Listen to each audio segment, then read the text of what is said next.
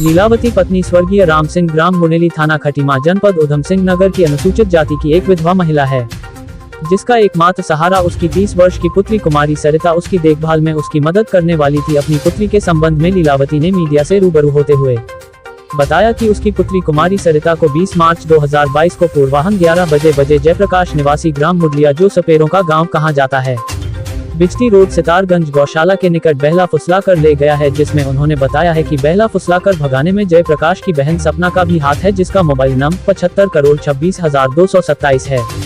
लीलावती ने बताया है कि उसकी पुत्री के दोनों मोबाइल नंबर 9068622495 तथा 9058044229 पर वार्ता नहीं हो रही है। जयप्रकाश एवं उसके परिवार जन शातिर एवं आपराधिक प्रवृत्ति के व्यक्ति हैं।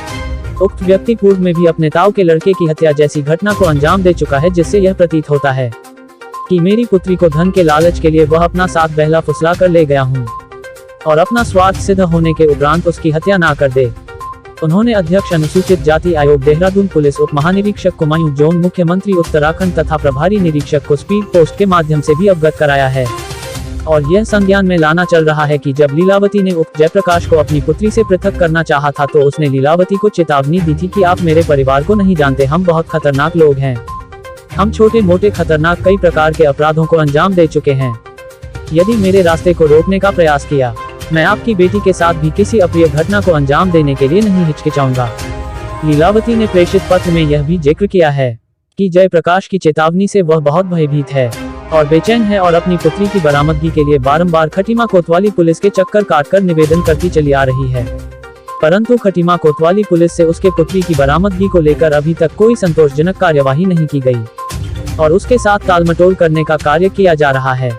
उन्होंने बताया कि पंकज सिंह महर उप निरीक्षक हमारे क्षेत्र के इंचार्ज हैं, जिनसे हमें कोई भी अपेक्षित सहयोग नहीं प्राप्त हो रहा है, इसलिए हमने अनुसूचित जाति आयोग देहरादून के अध्यक्ष माननीय मुख्यमंत्री उत्तराखंड श्री पुष्कर सिंह धामी, पुलिस उप महानिरीक्षक कुमायूं जोन श्री नीलेश आनंद भरने और कोतवाली खटीमा के प्रभारी निरीक्षक श्री नरेश चौहान को स्पीड पोस्ट के जरिए अपने पुत्री की सही सलामत बरामदगी करने की गुहार लगाई है।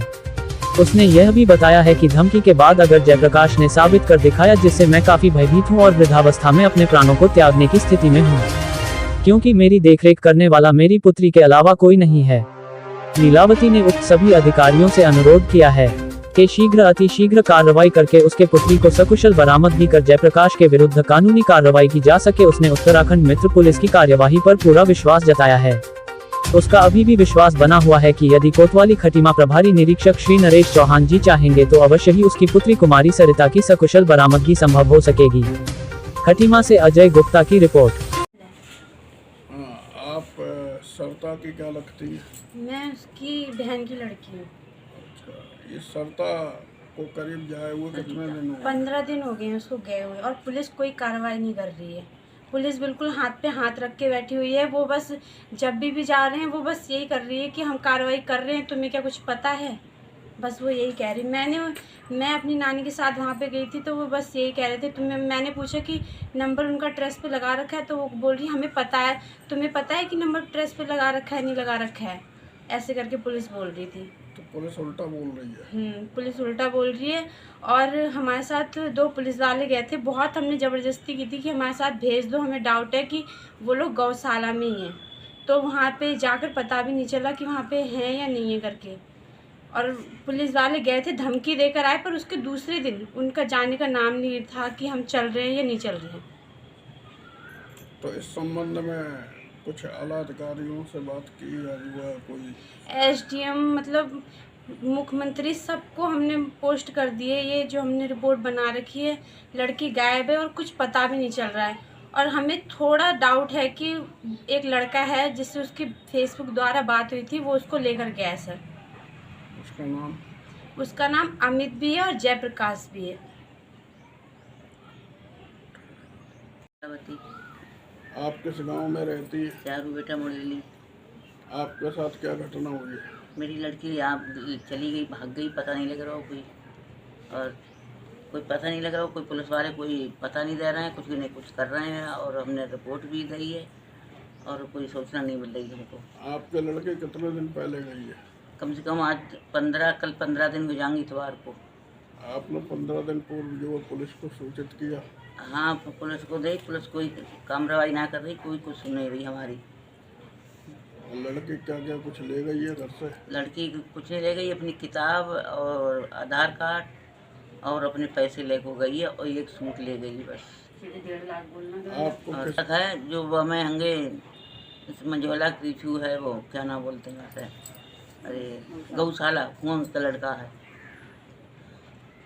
और उनके साथ गई है। और कोई हमने पुलिस वाले से कही तो आपने पुलिस वाले ने दो आदमी दे भेजे भी हैं, उन्हें देखो बाहर हुआ और फिर चले आए। ये ने बोले कि हम डांट बटे आए और 24 घंटा की हम मोहलत दे आए, तो अभी तक कोई पता नहीं लगा उसको। खटे में पुलिस कोई काम नहीं कर रही? कोई काम नहीं कर रही पुलिस द्वारा। कति खटे में हम जाते भी हैं तो कह देते हैं हाँ हाँ आ जाएगी, वो अपने आप आ जाएगी, अब क्या करना है, नाबालग तो नहीं है, बालक है। तो इस संबंध में आपने कुछ ऊंचे अधिकारियों को बताया है? हाँ, बताया है सबको।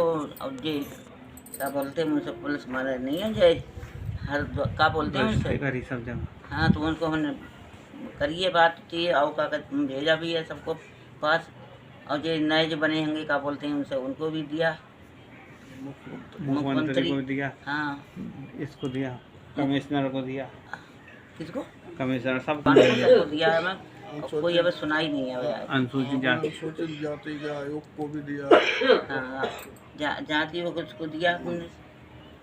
तो आप पुलिस के आला अधिकारियों से क्या चाहती है? क्या चाहते हैं, ये चाहते हैं हमारी लड़की जैसी गई तैसी आप लाए को हमारे सामने हमें बरामद करें। और हमें खतरा है लड़की को कि क्या पता हमें मार को डाल दें, कब तक क्या पता उसको बेच लें, क्या पता उनको लोगों की।